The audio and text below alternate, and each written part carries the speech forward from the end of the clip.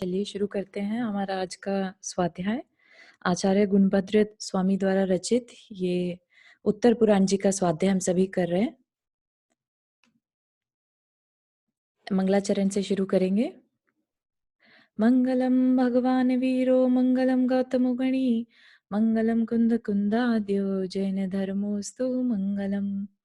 नमो अरिहंताणं नमो सेताणं नमो आयिर्याणं नमो उवज्जायाणं नमो लोये सवसाहुणं। पंच परमेष्टि भगवान की जय। अगले 45 मिनट के लिए सभी प्रकार के पापों का त्याग करके सभी 9 बार नमोकार मंत्र पढ़ लें।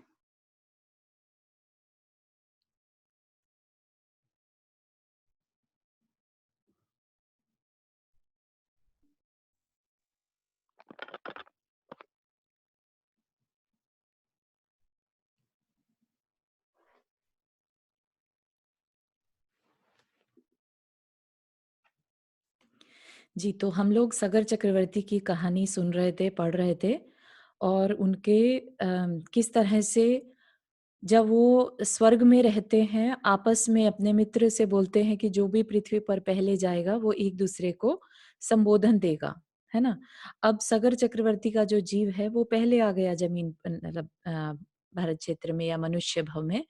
तो जो उनका मित्र देव था, मणिकेतु, है ना? तो उसको याद आया कि मेरा मित्र है और इसको मुझे संबोधन देना है। हालाँकि यह चक्रवर्ती है, लेकिन चक्रवर्ती से भी ज़्यादा वैभव इसने ऑलरेडी भोग रखा है। कहाँ पर? अच्युत स्वर्ग में, 16वें स्वर्ग में, है ना?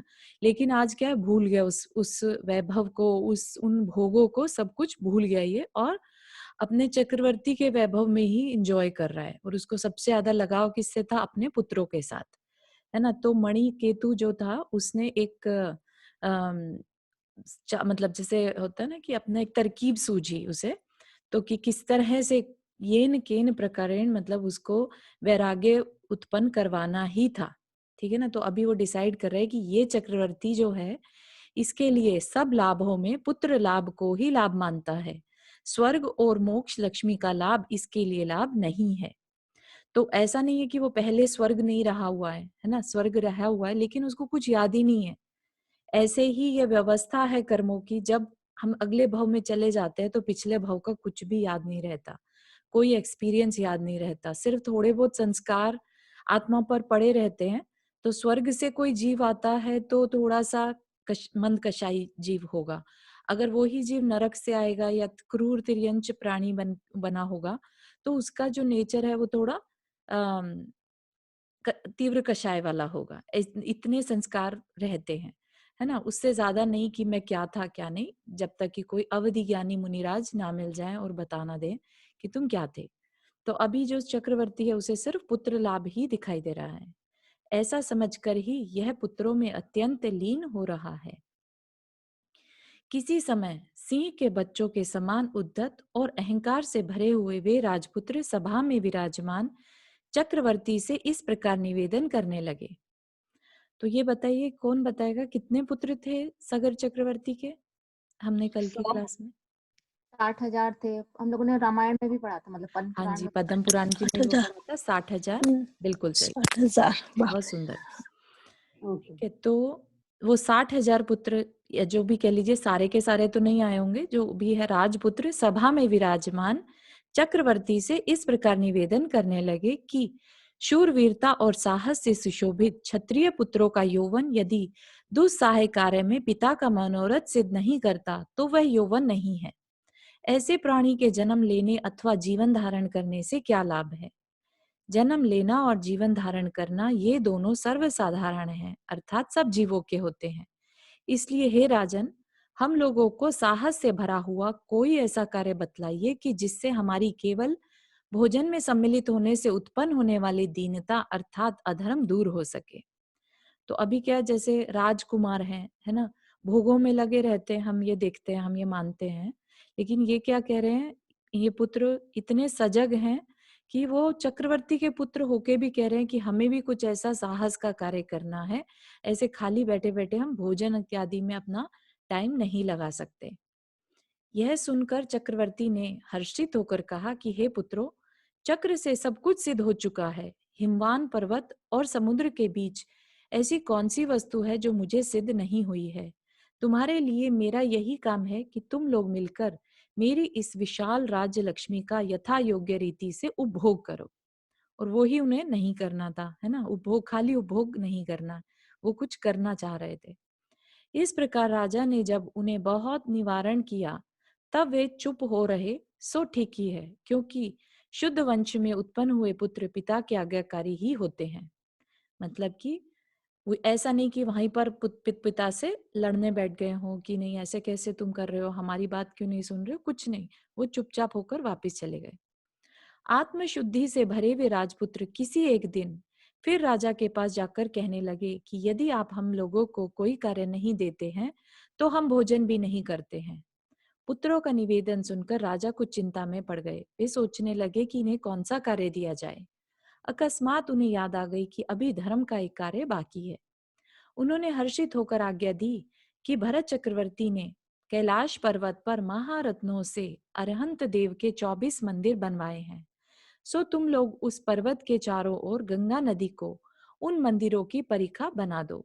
मतलब कि जो कैलाश पर्वत पर मंदिर बनवाए हुए हैं उसके चारों ओर एक परिखा बना दो। मतलब एक गड्ढा जैसे खोल देते ना, ऐसा बना दो परिखा, जिसमें कि गंगा नदी का जल आ सके, ऐसा कुछ। उन राजपुत्रों ने भी पिता की आज्ञा अनुसार दंड रत्न से वह काम शीघ्र ही कर दिया। प्रेम और सज्जनता से प्रेरित हुआ मणिकेतु देव फिर भी अपने मंत्रियों के साथ राजा सगर को समझाने के लिए योग्य उपाय का इस प्रकार विचार करने लगा। तो जो मणिकेतु देव, जो उसका फ्रेंड पहले रह चुका है पिछले भाव का, तो वो छोड़ नहीं रहा है। उसको लग रहा है कि नहीं, इसमें वो बात है कि ये वैराग्य ले ले तो बहुत अच्छा काम कर सकता है, इसका जीवन सुधर सकता है ना? अपन भी कभी कभी विचार करते हैं ना कि हमारे बच्चों के बारे में सोचते हैं कि हम इनको अच्छे संस्कार दे सके। क्यों सोचते हैं ऐसा? ताकि उनका आने वाला आगे का जीवन जो है अच्छा बन सके, है ना? ऐसे ही वो कल्याण मित्र की तरह से मणिकेतु चाह रहा है कि किसी तरह से इसके अंदर मैं वैराग्य के बीज पैदा कर दूं। तो क्या विचार करता है कि वचन 4 प्रकार के होते हैं। कुछ वचन तो हित और प्रिय दोनों ही होते हैं, कुछ हित और अप्रिय होते हैं, कुछ प्रिय होकर अहित होते हैं और कुछ अहित होकर तथा अप्रिय होते हैं। मतलब क्या कि 4 कॉम्बिनेशन बनते हैं वचनों के। वचन मतलब कुछ भी बात कहना। किसी को कोई बात कहना तो या तो वो हित और प्रिय दोनों हो सकती है। किसी को अच्छी हित में भी हो किसी के, और उसे अच्छी भी लगे बोलने में। कुछ ऐसी बात हो सकती है जो हित की तो है लेकिन अप्रिय हो, पसंद ना आ रही हो उसको, वर्ड अच्छे ना लग रहे, उसको मन ना हो करने का। कुछ प्रिय होकर अहित होते हैं, है ना? प्रिय तो है, मीठे तो लग रहे हैं लेकिन अहितकारी हैं, हमारे हित में नहीं है। हित मतलब कल्याण में सहायक नहीं है। और कुछ अहित तथा अप्रिय, मतलब हित भी नहीं है उसमें और प्रिय भी नहीं है। तो इन 4 प्रकार के वचनों में अंत के 2 वचनों को छोड़कर शेष 2 वचनों के 2 प्रकार के वचनों से हित का उपदेश दिया जा सकता है। कौन से 2 वचन सोचिए? देखिए, प्रिय लगे चाहे ना लगे, हित में होनी चाहिए। ऐसी चारू वाणी बोलो। एरो करेंगे। हाँ जी? Arrow arrow arrow. हाँ, सॉरी आंटी, बिल्कुल भूल जाती हूँ मैं एक्चुअली। कोई बात बिल्कुल। नहीं, कोई बात। जी, थैंक यू। तो हित होना ज्यादा जरूरी है, चाहे वो प्रिय हो चाहे अप्रिय। ठीक है ना? किसी की भी अगर हित की बात अगर हमें लगे, जैसे अभी बच्चे, पेरेंट्स ही हैं, बच्चे की कोई बात ऐसी है जो उसके हित में नहीं है, तो मतलब जो उसका, जिस चीज में उसका हित है तो वो उसको अच्छी नहीं भी लग रही तो भी करते हैं ना हम। इसी तरह से वो कह रहे हैं कि इन चारों में से जो हित का उपदेश है वो दिया जा सकता है। ऐसा निश्चय कर वह मणिकेतु एक दुष्ट नाग का रूप धरकर कैलाश पर्वत पर आया, जहां पर उसके वो 60,000 पुत्र वो परीक्षा बना रहे थे, और उन अहंकारी राजकुमारों को भस्म की राशि के समान कर चला गया। सो ठीक ही है, क्योंकि मंत्रीगण जब कुछ उपाय नहीं देखते हैं तब हित होने पर भी अप्रिय वचनों का उपयोग करते ही हैं। मंत्री यह जानते थे कि राजा का पुत्रों पर कितना स्नेह है, अतः पुत्र का मरण जानकर वे राजा को यह समाचार सुनाने के लिए समर्थ नहीं हो सके। समाचार का सुनाना तो दूर रहा, किंतु उसे छिपाकर ही बैठे रहे। तदनंतर मणिकेतु तो अब मंत्रियों ने जाकर राजा को भी नहीं बताया कि उसके पुत्रों के साथ क्या घटना घटी। तो क्या हुआ फिर, उसी देव ने क्या किया, ब्राह्मण का रूप रखकर चक्रवर्ती सगर के पास पहुंचा और बहुत भारी शोक से आक्रांत होकर निम्नांकित वचन कहने लगा। हे देव, जब आप पृथ्वी मंडल का पालन कर रहे हैं, तब हम लोगों की यहाँ सब प्रकार कुशल है, किंतु आयु की अवधि दूर रहने पर भी यमराज ने मेरा पुत्र हरण कर लिया है। मैं देख रहा हूँ। हाँ, तो क्या कर दिया उनको, झूठ मूठ के, क्योंकि अभी क्या बात कही है ना, अप्रिय बात कर सकते लेकिन हित की होनी चाहिए, तो उसके पीछे जो भाव है उनका कि इसको किसी तरह से भी मुझे लाइन पे लाना है ना। तो क्या कह दिया कि मेरे पुत्र का हरण कर लिया यमराज ने, मतलब मेरा पुत्र मारा गया, मृत्यु को प्राप्त हुआ। वह मेरा एक ही पुत्र था, यदि आप उसे आयु से युक्त अर्थात जीवित नहीं करते, तो आज मुझे भी आपके देखते देखते उस यमराज के द्वारा ले जाया हुआ समझें। क्योंकि अहंकारी लोग क्या नहीं करते, जो कच्चे फल खाने में सतृष्ण है, वह भला पक्के फल क्यों छोड़ेगा। यहाँ पर ये बात का क्या मतलब है, कच्चे जो, जिसकी तृष्णा तृष्णा होती है, डिजायर टाइप का, राइट, जिसकी इंटरेस्ट उसी में पड़ा है, कच्चे फल खाने तक में इंटरेस्टेड है, तो वो पक्के फल क्यों छोड़ेगा। तो वो क्या कह रहा है उससे कि भाई तुम मेरे बेटे को जीवित कर दो, मुझे उसके उससे बहुत ज्यादा प्रेम है, मैं उसके बिना नहीं रह सकता। अगर तुमने उसको जीवित नहीं किया तो मुझे भी मरा हुआ समझना। ब्राह्मण के वचन सुनकर राजा ने कहा कि हे द्विजराज, क्या आप नहीं जानते कि यमराज सिद्ध भगवान के द्वारा ही निवारण किया जाता है, अन्य जीवों के द्वारा नहीं। कि केवल एक सिद्ध भगवान ही ऐसे हैं जो मृत्यु को जीत चुके हैं, है ना। बाकी सबको यमराज का अधिकार है, सभी को मृत्यु प्राप्त होती है। यह बात तो अबाल गोपाल प्रसिद्ध है। इस संसार में कितने ही प्राणी ऐसे हैं जिनकी आयु बीच में ही छिद जाती है, और कितने ही ऐसे हैं जो जितनी आयु का बंद करते हैं उतना जीवित रहते हैं, अर्थात बीच में उनका मरण नहीं होता। तो दो तरह की आयु रहती है, एक तो जो पूरा अपना मरण, पूरा आयु जीते हैं, और कई बार अकाल मरण भी पॉसिबल हो जाता है। यह यमराज उन सब जीवों का संहार करता है, पर स्वयं संहार से रहित है। तो अब यहाँ पर ये यमराज वर्ड सुनकर आप ये मत समझिएगा कि यमराज जैसा कोई पर्सनालिटी है और वो सबको देख रहा है, जहां जहां मृत्यु होती है वहां पर ये पर्सनालिटी जाकर, ये पर्सन, है ना, सबका हिसाब कर रहे हैं। नहीं, ऐसा नहीं होता है। सब अपनी अपनी इंडिपेंडेंट हैं, अपने अपने कर्मों के हिसाब से, आयु कर्म जितना बांध के आए हैं उस हिसाब से सबका मरण जन्म होता रहता है। लेकिन ये जो एक प्रचलित व्यवहारिक भाषा है ना, यमराज कहने से सभी जल्दी समझते हैं, किसी को भी तकलीफ नहीं होती। मृत्यु वर्ड सुनकर बहुत नेगेटिविटी अंदर में आती है ना, तो इसलिए यहाँ पर यमराज वर्ड यूज कर लिया। यदि तुम उस यमराज पर द्वेष रखते हो, तो घर के भीतर व्यर्थ ही जीर्ण शीर्ण मत हो।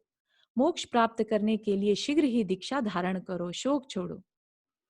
तो अभी ये सब कौन कह रहा है, राजा सगर चक्रवर्ती उस ब्राह्मण को कह रहा है कि यमराज का तो ये काम ही है, तो तुम अगर उससे तुम्हें ये सब पसंद नहीं है ना, तो तुम भी सिद्ध बन जाओ, है ना।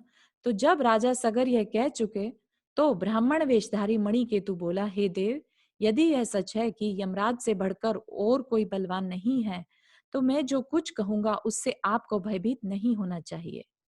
आपके जो पुत्र कैलाश पर्वत पर खाई खोदने के लिए गए थे, वे सब उस यमराज के द्वारा अपने पास बुला लिए गए हैं। इसलिए आपको अपने कहे हुए मार्ग के अनुसार दुष्ट यमराज पर बहुत वैर धारण करना चाहिए, अर्थात दीक्षा लेकर यमराज को जीतने का प्रयत्न करना चाहिए। ब्राह्मण के उक्त वचन रूपी वज्र से जिसका हृदय विदीर्ण हो रहा है, ऐसा राजा सगर क्षण भर में मरे हुए के समान निश्चेष्ट हो गया। वजन रूपी वज्र, वज्र होता है बिजली, बिजली जैसे किसी के ऊपर आकर पड़ जाए तो कैसे एकदम अधमरा से हो जाते हैं, ऐसा ही वो राजा एकदम अधे मरे के समान निश्चेष्ट हो गया। निश्चेष्ट मतलब अनकॉन्शियस हो गया। चंदन और खस से मिले हुए जल से, मित्रों के वचनों से तथा पंखों की कोमल वायु से जब वह सचेत हुआ, तो इस प्रकार विचार करने लगा कि व्यर्थ ही खेद को बढ़ाने वाली यह लक्ष्मी रूपी माया मुझे प्राप्त न हो, मुझे इसकी आवश्यकता नहीं है। यह काम भयंकर है, यमराज नीच है, प्रेम का समागम नश्वर है, शरीर अपवित्र है, क्षय हो जाने वाला है और इसीलिए सेवन करने योग्य नहीं है अथवा अकल्याणकारी है। यह यौवन इंद्रधनुष के समान नश्वर है। ऐसा जानते हुए तीर्थंकर भगवान वन में चले जाते हैं, परंतु मैं मूर्ख अब भी इसी में मूढ़ हो रहा हूँ। तो अब उन्हें अचानक से रियलाइज हो गया कि वो एक पुत्र के उस पे तड़प रहा है और मैं उसको ये सलाह दे रहा हूँ कि तुम दीक्षा ले लो। तो मुझे अपनी प्रजा को जब मैं ऐसा बोल रहा हूँ तो मैं क्यों नहीं ऐसा कर पा रहा हूँ, है ना? तो मेरे जब पुत्र चले गए तो मुझे भी दीक्षा ले लेनी चाहिए। ऐसा विचार कर सगर चक्रवर्ती ने भगली देश के राजा सिंह विक्रम की पुत्री विदर्भा के पुत्र भव्य भागीरथ के लिए राज्य सौंप दिया और आप दृढ़ धर्मा केवली के समीप दीक्षा धारण कर तपश्चरण रूपी राज्य में सुशोभित होने लगा। सो ठीक ही है, क्योंकि सज्जन पुरुष घर में तभी तक रहते हैं जब तक कि विरक्त होने का कोई कारण नहीं दिखाई देता। इधर चक्रवर्ती ने दीक्षा ली, उधर वह मणिकेतु देव उन पुत्रों के पास पहुंचा और कहने लगा कि किसी ने आपके मरण का यह अश्रवणीय समाचार राजा से कह दिया। तो क्या किया था मणिकेतु देव ने? अजगर के रूप में जब वहां गया तो अपने विष से उन्हें थोड़ी देर के लिए बेहोश कर दिया था। तो मंत्रियों ने ये सोचा कि वो सब मर चुके हैं, है ना? लेकिन फिर मणिकेतु देव वापस से पुत्रों के पास पहुंचा और कहा कि किसी ने आपके मरण का यह अश्रवणीय समाचार राजा से कह दिया, जिसे सुनकर वे शोकाग्नि से बहुत ही अधिक उद्दीपित हुए और भागीरथ के लिए राज्य देकर तप करने लगे हैं। मैं आपकी कुल परंपरा से चला आया ब्राह्मण हूँ, अतः शोक से यहाँ आप लोगों को खोजने के लिए आया हूँ। ऐसा कहकर उस देव ने मायामयी भस्म से अवगुंठित राजकुमारों को सचेत कर दिया। सो ठीक ही है, क्योंकि मित्रों की माया भी हित करने वाली होती है।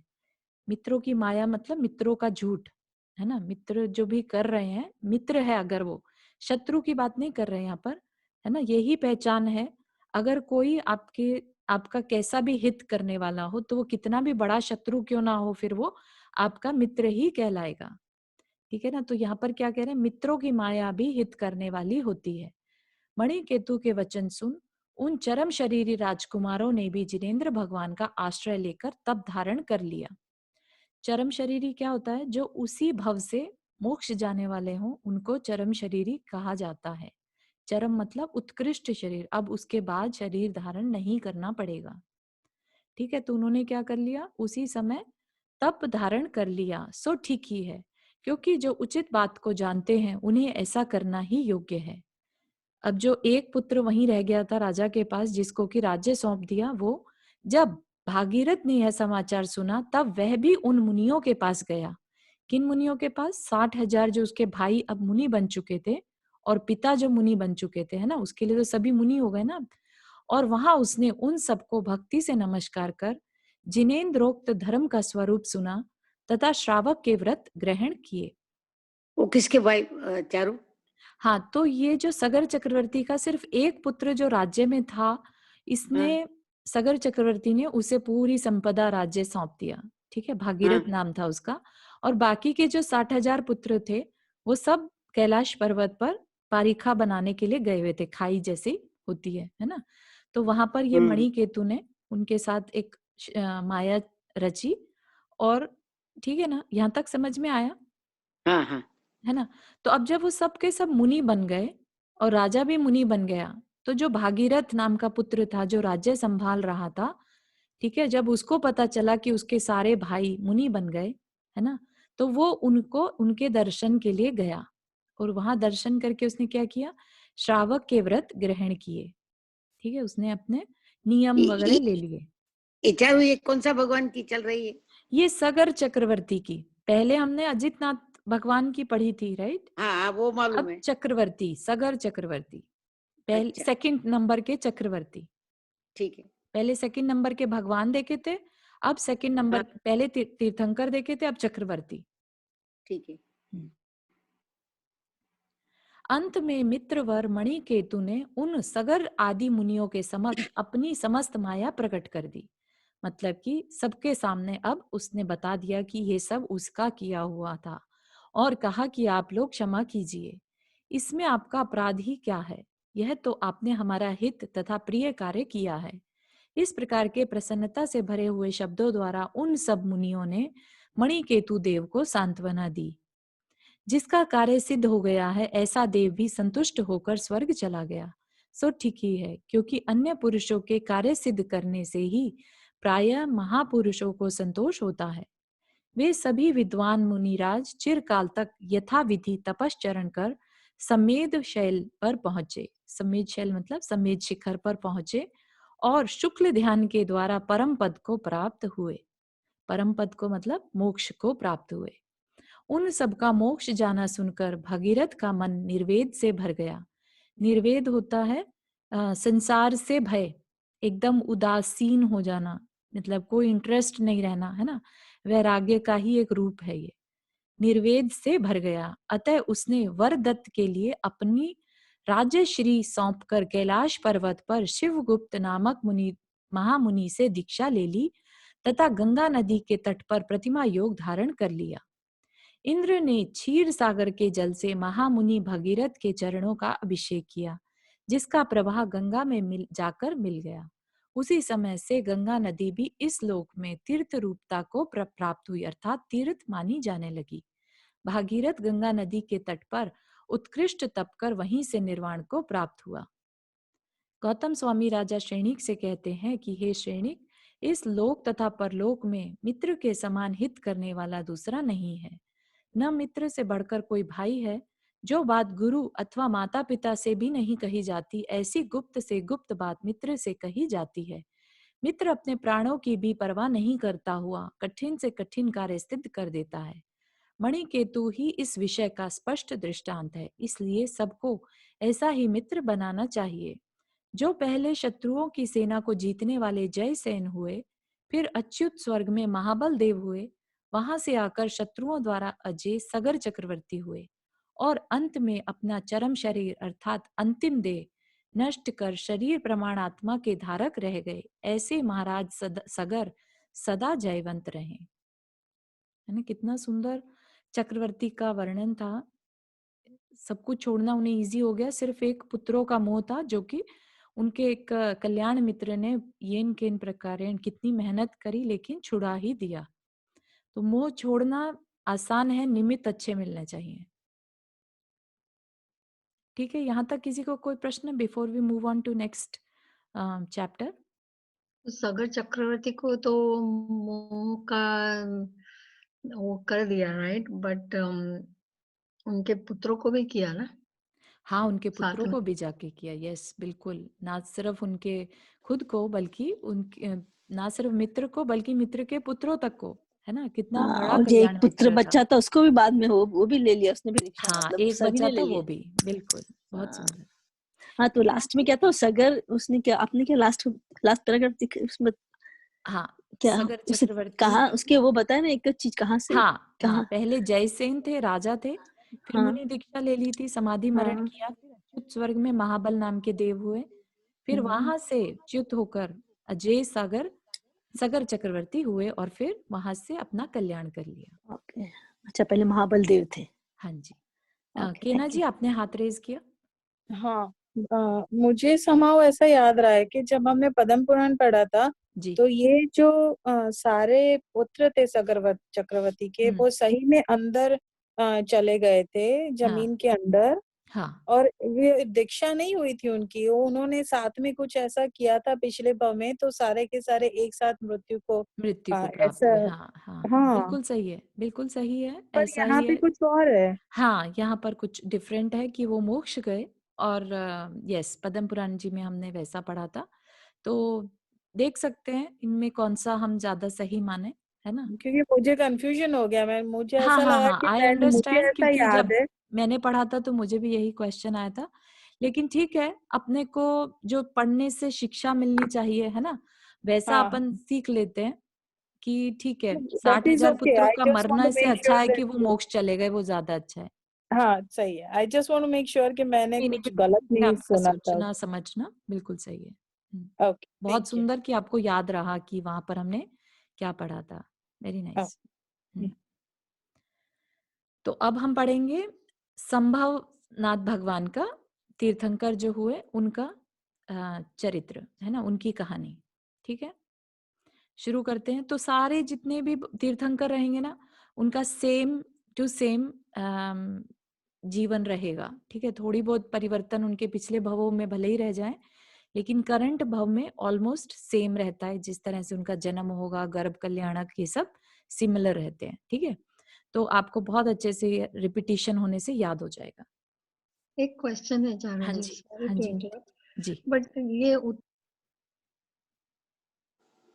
आपकी चरित्र आवाज नहीं आ आता है, रही। जीवन चरित्र आता है उसमें, और 24 तीर्थंकर का पुराण जो हम पढ़ते हैं, दोनों में फर्क है क्या?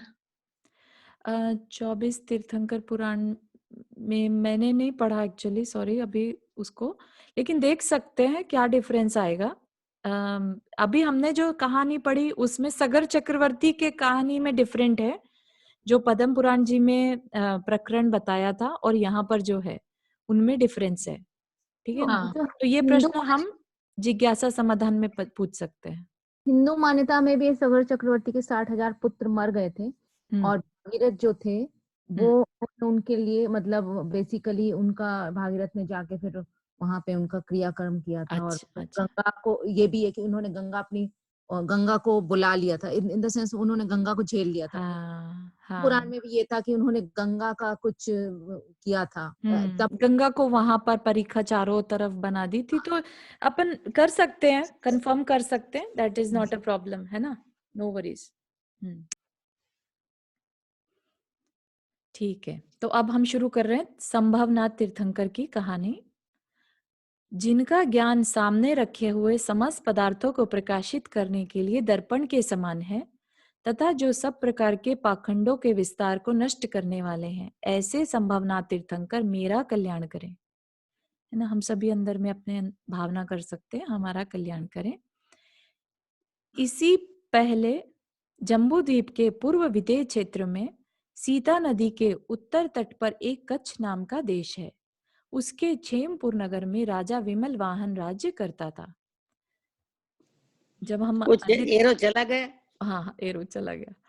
जब हम अजित नाथ स्वामी का पढ़ रहे थे ना, तब भी उनका जो पूर्व भाव में नाम था विमल वाहन, और यहाँ पर भी संभवनाथ स्वामी का विमल वाहन, है ना। तो वे भी विदेह क्षेत्र से थे और ये भी विदेह क्षेत्र। जिनके निकट भविष्य में मोक्ष होने वाला है, ऐसा वह राजा किसी कारण से शीघ्र ही विरक्त हो गया। वह विचार करने लगा कि इस संसार में वैराग्य के 3 कारण उपस्थित हैं। प्रथम तो यह कि यह जीव यमराज के दांतों के बीच में रहकर भी जीवित रहने की इच्छा करता है और मोह कर्म के उदय से उससे निकलने का उपाय नहीं सोचता, इसलिए इस अज्ञान अंधकार को धिक्कार हो। तो ये वैराग्य का कारण हो गया, अगर किसी को ऐसी बात फीलिंग में आ जाए तो। वैराग्य का दूसरा कारण यह है कि इस जीव की आयु असंख्यात समय की ही है, उन्हें ही यह शरण माने हुए है, परंतु आश्चर्य है कि आयु के क्षण ही इन जीवों को नष्ट होने के लिए यमराज के समीप पहुंचा देते हैं कि धीरे धीरे आयु खत्म हो रही है। ये तीनों ही सीता नदी के किनारे तट पे उत्पन्न हुए थे, तीनों ही जने? तीनों नहीं, 2 ही है ना। हाँ, एक नहीं पहले भी सीता उसके भी सीता नदी हाँ के हाँ तट हाँ, था, वो मुझे भी ध्यान है सीता नदी, हाँ जी, ना? हाँ, सेम ही प्लेस हुआ मतलब? सिमिलर, हाँ, यस, टाइमिंग डिफरेंट है। नहीं, वो दक्षिण तट ही उत्तर तट है, यानी अलग है। अच्छा ठीक है। इसमें शायद मेरे उसमें कोई ध्यान आ रहा है, अभी पढ़ा नहीं है मैंने, अच्छा तो मेरे ध्यान में दक्षिण तट था पहले ठीक, अजितनाथ जी का। हाँ, लेकिन समय का डिफरेंस बहुत है ना। हाँ, ओके। तीसरा कारण यह है कि ये जीव अभिलाषा रूपी धूप से संतप्त होकर, अभिलाषा रूपी धूप मतलब डिजायर्स जो होती है, अंदर की इच्छाएं, संतप्त होकर विषय भोग रूपी किसी नदी के जीर्ण शीर्ण तट की छाया का आश्रय ले रहे हैं। सो उनका यह आश्रय कुशलता पूर्वक उनकी रक्षा नहीं कर सका। इत्यादि विचार करते हुए विमल वाहन राजा ने अपना राज्य विमल कीर्ति नाम के पुत्र के लिए देकर स्वयं प्रभ जिनेन्द्र की शिष्यता स्वीकार कर ली, अर्थात उनके पास दीक्षा धारण कर ली। तो ये जो स्वयं प्रभ जिनेन्द्र होंगे वो विदेह क्षेत्र के कोई तीर्थंकर हैं। 11 अंगों का जानकार होकर उसने 16 कारण भावनाओं के द्वारा तीनों लोक में शोभ उत्पन्न करने वाला तीर्थंकर नामक नाम कर्म का बंध किया। तो तीर्थंकर बनने के लिए ये होना, ऐसे नाम कर्म का बंध होना जरूरी है। अंत में संन्यास की विधि से शरीर छोड़कर प्रथम ग्रहवेग के सुदर्शन विमान में बड़ी बड़ी रिद्धियों को धारण करने वाला अहमिंद्र हुआ।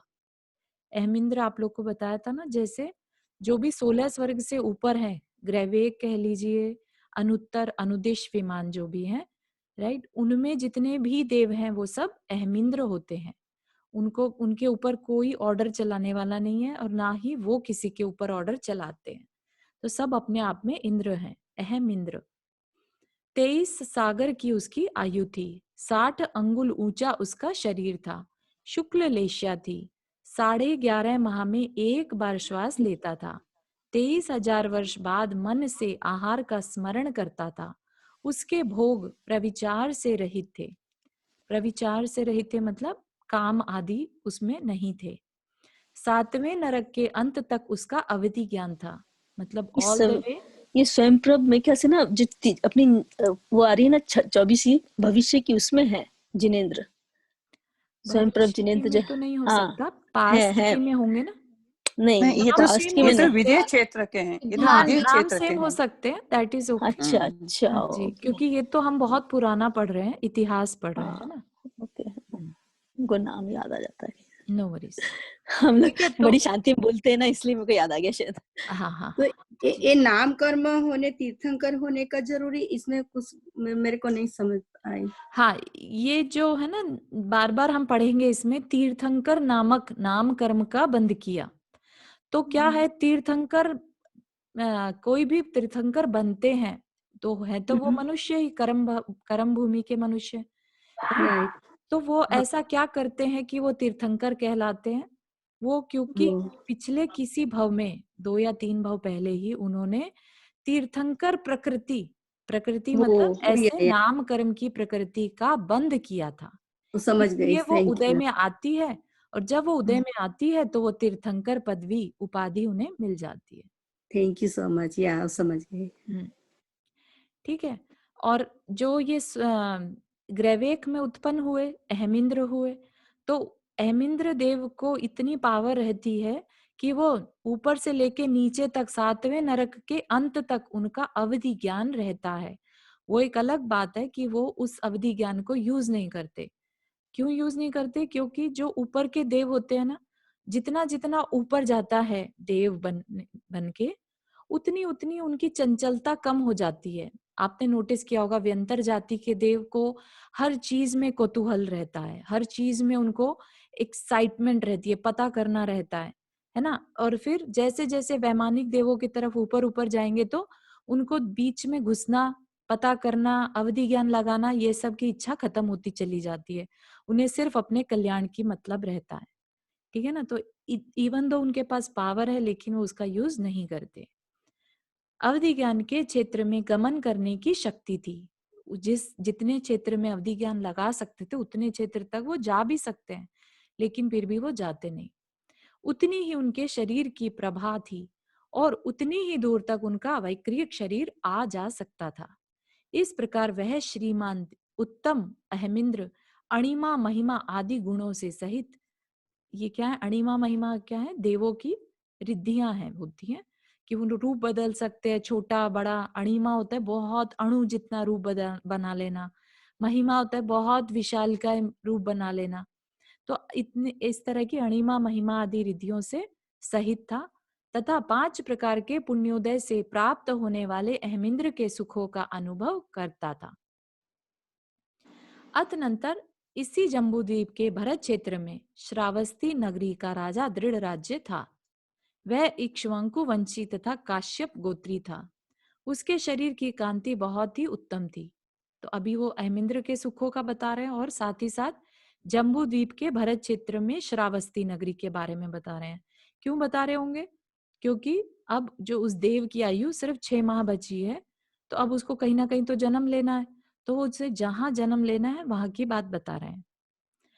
उन राजा के शरीर की कांति बहुत ही उत्तम थी। सुषेणा उनकी स्त्री का नाम था। जब पूर्वोक्त देव के अवतार लेने में 6 मास बाकी रह गए, तब सुषेणा रत्नवृष्टि आदि महात्मा को प्राप्त हुई।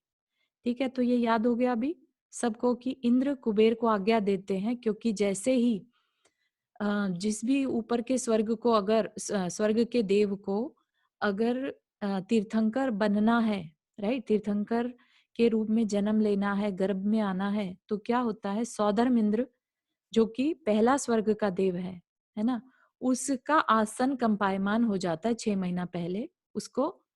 फिर वो अवधि ज्ञान से जानता है कि ये देव अब कहाँ जाके जन्म लेने वाला है, तीर्थंकर बनने वाला है ना। तो पता लगने के बाद फिर वो कुबेर को आज्ञा देता है कि तुम जाकर जहां पर वो जन्म लेने वाले हैं वहां डेली की डेली 3.5 करोड़ रत्न बरसाने शुरू कर दो। तो वही रत्न वृष्टि का प्राप्त हो गई। यहाँ पे 5 प्रकार का पुण्योदय बताया है, तो वो कौन से 5 प्रकार का पुण्योदय?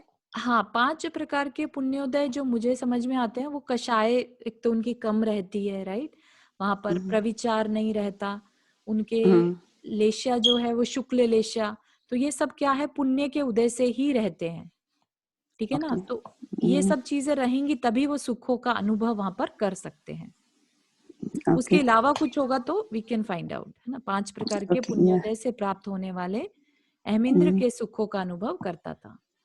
जी, ठीक है, ओके, थैंक यू। तो फिर हम क्या देख रहे थे, हाँ, सुषेणा जो रानी थी वहां पर रत्नवृष्टि हुई। फाल्गुनी शुक्ल अष्टमी के दिन प्रातः काल के समय मृगशिरा नक्षत्र में पुण्योदय से रानी सुषेणा ने 16 स्वप्न देखे। तदनंतर स्वप्न में ही उसने देखा कि सुमेरु पर्वत के शिखर के समान आकार वाला तथा सुंदर लक्षणों से युक्त एक श्रेष्ठ हाथी उसके मुख में प्रवेश कर रहा है। ठीक है, तो सभी रानियों को एक ही चीज दिखती है। अपने पति से उन स्वप्नों का फल सुनकर वह आनंद को प्राप्त हुई। उसी दिन वह अहमिंद्र उसके गर्भ में आया। तदनंतर 9वें महीने में कार्तिक शुक्ल पौर्णमासी के दिन मृगशिरा नक्षत्र और सौम्य योग में उसने 3 ज्ञानों से युक्त उस पूज्य अहमिंद्र पुत्र को प्राप्त किया। अहमिंद्र पुत्र नहीं है, पिछले भाव में वो अहमिंद्र था, अभी क्या हो गया, वो तीर्थंकर होने वाला भावी तीर्थंकर पुत्र को प्राप्त किया। और 3 ज्ञान कौन कौन से बताए थे कि तीर्थंकर जब बालक जन्म लेता है तो 3 मति ज्ञान, श्रुति अवधि। हाँ जी, बहुत सुंदर, बहुत बढ़िया, है ना। तो 3 ज्ञानों से युक्त होते हैं वो पुत्र, उन्हें जन्म लिया। जन्म कल्याणक संबंधी उत्सव हो जाने के बाद उसका संभव यह नाम प्रसिद्ध हुआ। इंद्रों ने उस समय भगवान संभवनाथ की इस प्रकार स्तुति की, हे संभवनाथ, तीर्थंकर नामकर्म के उदय के बिना ही केवल आपके जन्म से ही आज जीवों को सुख मिल रहा है। क्योंकि अभी तीर्थंकर नामकर्म का उदय शुरू नहीं हुआ है, जब केवल ज्ञान हो जाता है उनको तब जाकर उनका उदय शुरू होता है, शायद ऐसा है, तभी यहाँ पर ऐसी बात बोल रहे हैं। तीर्थंकर नामकर्म के उदय के बिना ही केवल आपके जन्म से ही आज जीवों को सुख मिल रहा है, इसलिए आपका संभवनाथ नाम सार्थक है ना। तीर्थंकर केवल ज्ञान जब प्रकट होता है तब उनका असली तीर्थंकर नाम का कार्य शुरू होता है, समोशरण आदि लगना और उपदेश देना, तीर्थंकर की दिव्य ध्वनि खिरना आदि, है ना। हे भगवान, जिसमें अनेक लक्षण और व्यंजन रूपी फूल लग रहे हैं तथा जो लंबी लंबी भुजाओं रूपी शाखाओं से सुशोभित है, ऐसे आपके शरीर रूपी आम्र वृक्ष पर देवों ने नेत्र रूपी भ्रमर चिरकाल तक तृप्त रहते हैं। हे देव, जिस प्रकार स्यादवाद का निर्मल तेज कपिल आदि के मतों का तिरस्कार करता हुआ सुशोभित हो रहा है, उसी प्रकार आपका निर्मल तेज भी अन्य लोगों के तेज को तिरस्कृत करता हुआ सुशोभित हो रहा है। यहाँ पर क्या कह रहे हैं, स्यादवाद का निर्मल तेज। स्यादवाद होता है स्याद और वाद, जो डिफरेंट डिफरेंट तरीके से कहने का, एक ही बात को कई तरीकों से कहा जा सकता है ना, तो वो स्यादवाद। ठीक है, तो उसकी वजह से कोई झगड़ा नहीं होने पाता।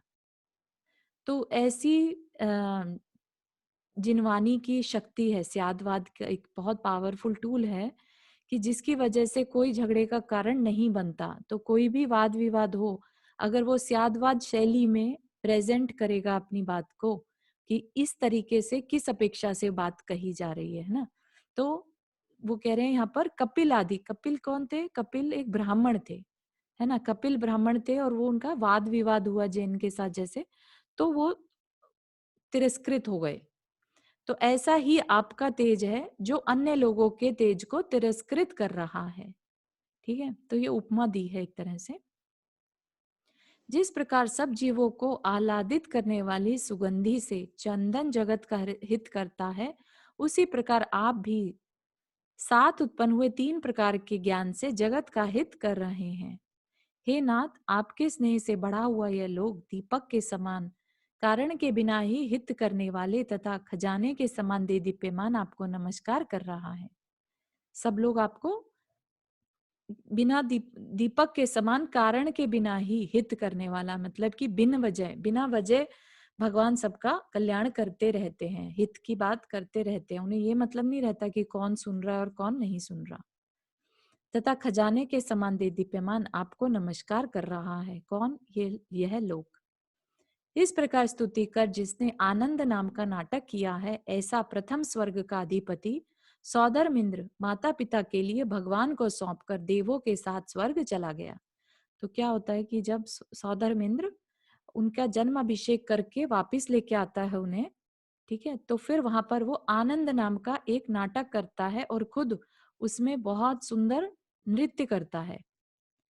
इंद्र, सौधर्मिंद्र, है ना, तो वो बता रहे हैं कि वैसा करके उसने वैसा किया, नाटक किया और भगवान को सौंपकर देवों के साथ स्वर्ग चला गया। द्वितीय तीर्थंकर की तीर्थ परंपरा में जब 30 लाख करोड़ सागर बीत चुके थे, तब संभवनाथ स्वामी उत्पन्न हुए थे। उनकी आयु भी इसी अंतराल में सम्मिलित थी। उनकी 60 लाख पूर्व की आयु थी। तो पूर्व जो होते हैं वो सागर से बहुत कम होते हैं। 60 लाख पूर्व पूर्व होते हैं 84 लाख वर्ष, ठीक है ना। तो 84 लाख 60 लाख पूर्व, क्या मतलब हुआ? 60 लाख टाइम 84 लाख, तो 60 लाख पूर्व की आयु थी। 400 धनुष ऊंचा शरीर था। जब उनकी आयु का 1/4 भाग बीत चुका, तब उन्हें राज्य का महान वैभव प्राप्त हुआ। वे सदा देवोपनीत सुखों का अनुभव किया करते थे। इस प्रकार सुखोपभोग करते हुए जब 44 लाख पूर्व और 4 पूर्वांग व्यतीत हो चुके, तब किसी दिन मेघों का विभ्रम देखने से उन्हें बोधि की प्राप्ति हुई। मेघों का विभ्रम मतलब बादलों को देखा उन्होंने, बादल आए और बादल चले गए, है ना। बादलों का विभ्रम देखने से उन्हें बोधि की प्राप्ति हुई, मतलब कि क्षण भंगुरता पता चली। वे उसी समय विरक्त हो गए और संसार का अंत करने वाले, ये विभ्रम हो गया। एक्चुअली यहाँ पर मेघों का विभ्रम हुआ, जैसे हम बादल देखते हैं और उनमें कुछ कुछ शेप बन जाती है ना, और थोड़ी देर में देखा तो वो शेप चली गई, तो उसको सिर्फ देखने से उन्हें बोधि की प्राप्ति हो गई। वे उसी समय विरक्त हो गए और संसार का अंत करने वाले श्री संभवनाथ स्वामी अपने मन में आयु आदि का इस प्रकार विचार करने लगे। तो अभी हमने क्या देखा था? गर्भ में आए, फिर जन्म हुआ, अब दीक्षा, है ना, उनका वैराग्य हो गया और अब दीक्षा। कि प्राणी के भीतर रहने वाला आयु कर्म ही यमराज है। अन्य मत वालों ने भूल से किसी दूसरे को यमराज बतलाया है। यही चीज हम अभी पढ़ रहे थे ना, कि ऐसा मत समझिएगा कि यमराज नाम का कोई पर्सन है। संसार के प्राणी इस रहस्य को नहीं जानते, अतः अनंत बार यमराज के द्वारा मारे जाते हैं। यमराज इसी शरीर में रहकर इस शरीर को नष्ट करता है। तो यहाँ पर यमराज किसको कहा? आयु कर्म को। कर्म ही यमराज है, आयु कर्म ही यमराज है। इसी शरीर में रहकर इस शरीर को नष्ट करता है। फिर भी इस जीव की मूर्खता देखो कि यह इसी शरीर में वास करता है। राग रूपी रस में लीन हुआ यह जीव विष के समान नीरस विषयों को भी सरस मानकर सेवन करता है। इसलिए अनादिकाल से चले आए इसकी बुद्धि के विभ्रम को धिक्कार है। ठीक है ना। तो अभी हमने जैसे देखा था सगर चक्रवर्ती जो अच्युत स्वर्ग से आने के बाद, है ना, उस सुखों को भूल गए, अब किस में फिर से लग गए? विषयों में लग गए। तो इस तरह से कंटिन्यूअसली विषय विषय विषय विषय, इसमें ही हमारा सारा जितना भी समय है, काल है, आयु है, वो सब बीतती जा रही है इसी में। जन्म के बाद जन्म लिए चले जा रहे हैं, किसमें? विषयों में, है ना? एक संज्ञाएं होती हैं, एक्चुअली एक चीज होती है संज्ञा। तो जितने भी जीव दिखाई देंगे ना, वो आहार, भय, मैथुन और परिग्रह संज्ञा से ग्रसित रहते हैं। क्या मतलब इसका? कि 4 प्रकार की संज्ञाओं में ही सब, चाहे वो तिर्यंच हो, चाहे वो मनुष्य हो, अपना सारा जीवन निकाल देते हैं अपना पेट भरने में, है ना? आहार, भय, परिग्रह और मैथुन। तो इन चारों में ही अपना निकाल देते हैं। सिर्फ एक कर्म भूमि का मनुष्य ऐसा है जो अपना कल्याण कर सकता है। तो इसलिए अपनी इस आयु का, अपने इस भव का, जैन कुल में पैदा होने का अपने को बहुत बहुमान रखना है ना? कितनी काम की बातें हमें सीखने मिल रही हैं और हम इससे अपना कल्याण कर सकते हैं। ठीक है ना? तो आज के लिए हम इतना ही रखेंगे। किसी को कोई प्रश्न? 4 प्रकार की संख्या कौन सी बताइए? आयु, आहार, आहार, मैथुन, आहार, भय, मैथुन, परिग्रह। ठीक। एक क्वेश्चन है। हाँ जी। वो स्यादवाद और अनेकांतवाद में क्या फर्क है? अनेकांतवाद है कि एक ही वस्तु के अनेक अंत हैं। अनेक अंत मतलब कि डिफरेंट डिफरेंट पार्ट्स हैं, राइट? कोई भी वस्तु, जब तक कि हम केवली नहीं है, हम किसी वस्तु को पूर्णतः नहीं देख सकते। ठीक है ना? तो हर एक चीज के अनेक अंत है। जैसे हमने वो अनेकांत का एग्जाम्पल भी देखते हैं ना, जो हाथी वाला एग्जाम्पल है, और 6 अंध प्राणी, उनको जिस चीज को पकड़ते हैं वो सोचते हैं कि बस ये ऐसा ही है ना? हाँ, अपना हाँ, अपना पक्ष रखते हैं। ठीक है ना? हाँ, तो ये हो गया अनेकांत, अनेक अंत हो जिसके। ठीक है ना? तो हर एक बात का अनेक अंत है, मतलब अनेक पर्सपेक्टिव है। और स्याद्वाद है कहने की शैली, नयों के थ्रू कहना बात को, राइट? कहने की शैली, स्याद्वाद। तो जैसा जो जिस पक्ष से कहा गया उस पक्ष को मुख्यता गौण करके बात को कहना। जैसे अस्ति नास्ति, ये सब बहुत व्याकरण से रिलेटेड, न्याय से रिलेटेड चीजें हैं। इसमें कि कोई चीज है, जैसे अभी आपसे कहा जाए कि आप मदर हैं, राइट? तो आप बेटी भी हैं, राइट? तो जब आप बेटी हैं तब क्या आप मदर नहीं हैं? इन चीजों को एक साथ कहना, ये स्यात्वाद कहलाता है। कि सबको किसी ना किसी अपेक्षा से कहना। सो व्यवहार नहीं से, हाँ, व्यवहार नहीं। व्यवहार नय से कहना कि निश्चय नय से कहना। कहने के समय किस अपेक्षा से बात को कहा जा रहा है। तो अगर हम हमेशा अपेक्षा लगा के बात करेंगे तो फिर कोई झगड़े की कारण ही नहीं रह जाएगा, है ना? तो हाँ, अपेक्षा के साथ बात को कहना स्याद्वाद है।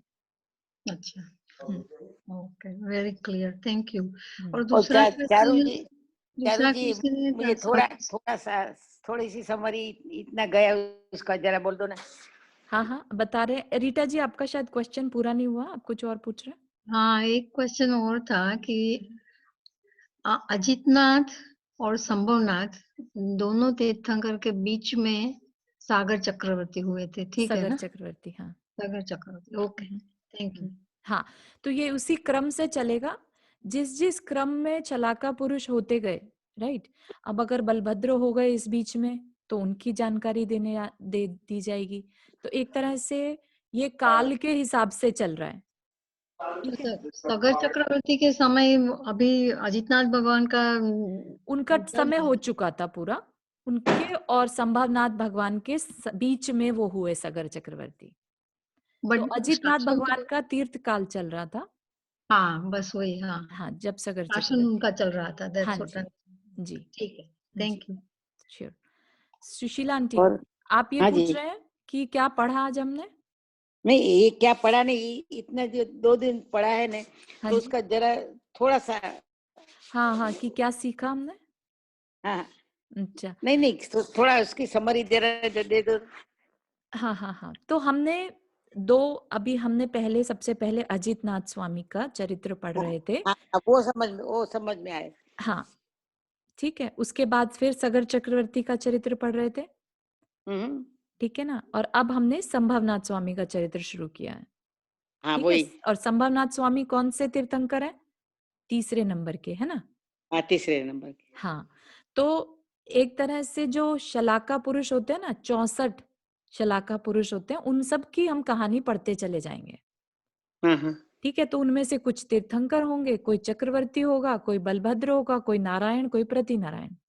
ठीक है, तो इन्हीं से रिलेटेड हम स्टोरीज पढ़ेंगे। तो अच्छा थोड़ी अच्छा थोड़ी सिमिलैरिटीज हर एक में आती जाएंगी। क्यों? क्योंकि नारायण ही प्रति नारायण का वध करता है। इनकी आपस में शत्रुता पिछले भव से चली आती है। हम्म। ठीक है ना। और बलभद्र हमेशा नारायण का भाई बनेगा, बड़ा भाई। बराबर। दे विल बी रिलेटेड, हम्म। है ना। तो ऐसा, और फिर हम करते करते अपना महावीर स्वामी के चरित्र तक पहुंच जाएंगे, जो कि जिनके की शासन काल में हम लोग हैं। हाँ पंचम हाँ हाँ काल में हम, है ना, महावीर भगवान का शासन काल चल रहा है। ठीक।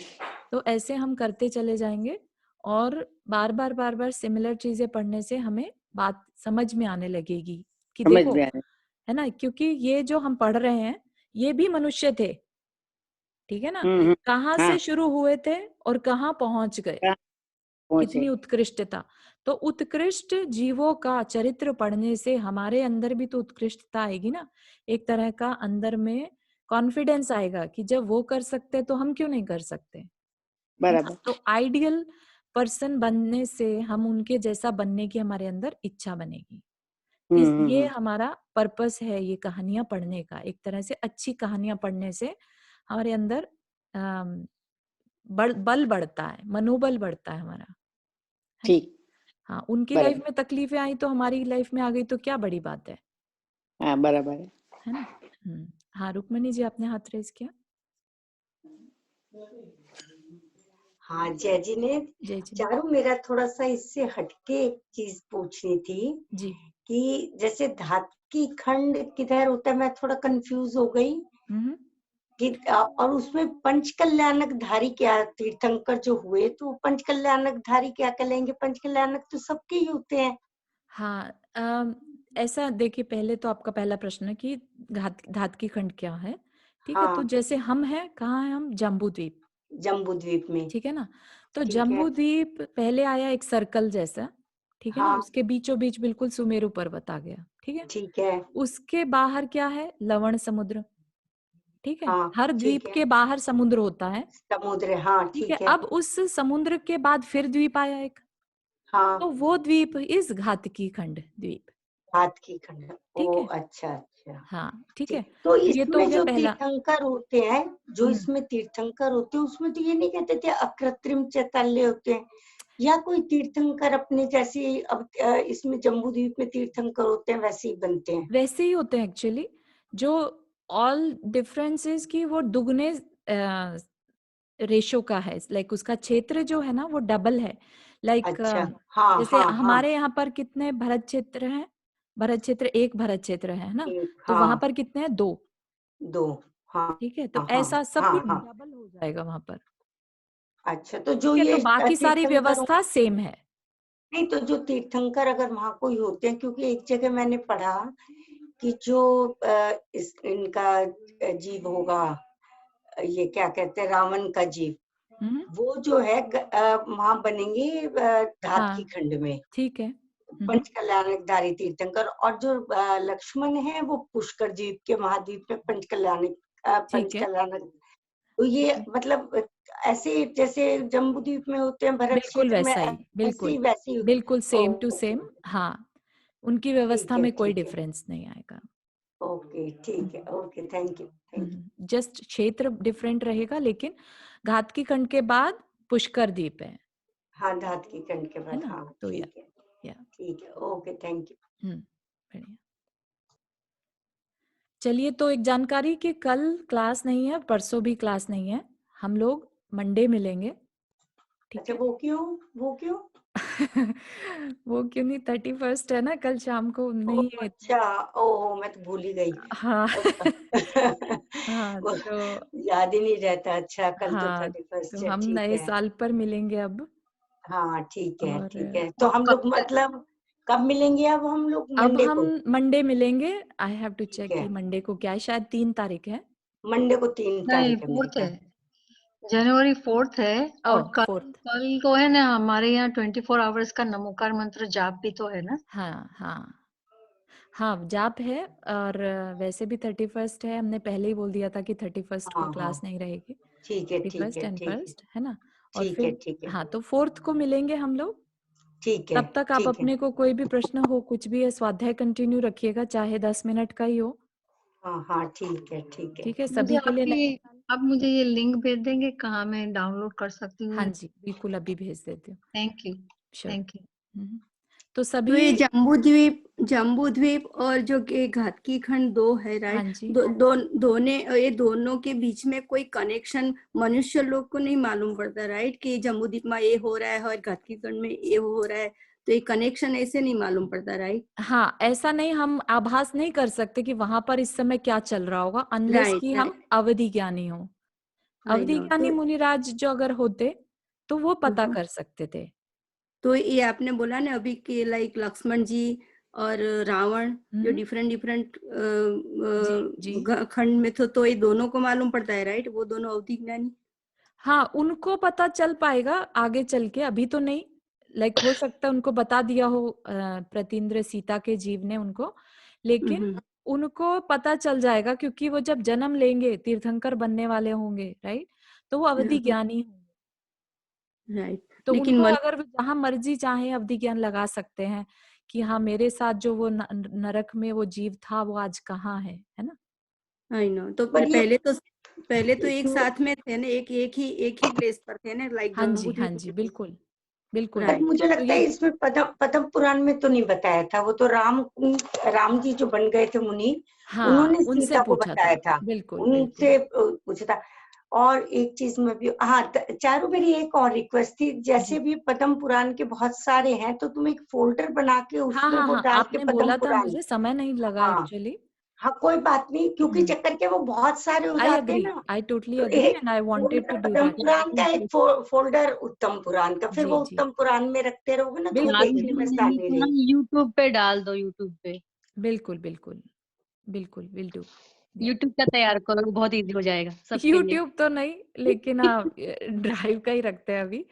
हाँ, ठीक है। बहुत सुंदर है, लेकिन आपका सभी सुनेंगे। अच्छा। ड्राइव को कैसे यूज करते हैं? यूट्यूब को तो अपने जैसे इस पे क्लिक किया तो यूट्यूब खुल गया। जस्ट ऐप क्लिक करेंगे तो वो खुल जाएगा, लिंक आप उस पे सुन सकते हैं, डेट के हिसाब से लिंक पे सेव्ड अपने रहेगा। को लिंक पे करना है, लिंक पे हाँ जी, क्लिक करना है, लिंक ही मतलब रहेगा, गूगल ड्राइव का लिंक रहेगा। उसको लिंक पे क्लिक करना है अपने को। हाँ जी, मतलब अपन कभी भी खोल के पढ़ सकते हैं ऐसा कभी उसको। भी खोल के पढ़ सकते हैं। ओके। जिनवानी हाँ जी, जिनवानी स्तुति कर लेते हैं। हाँ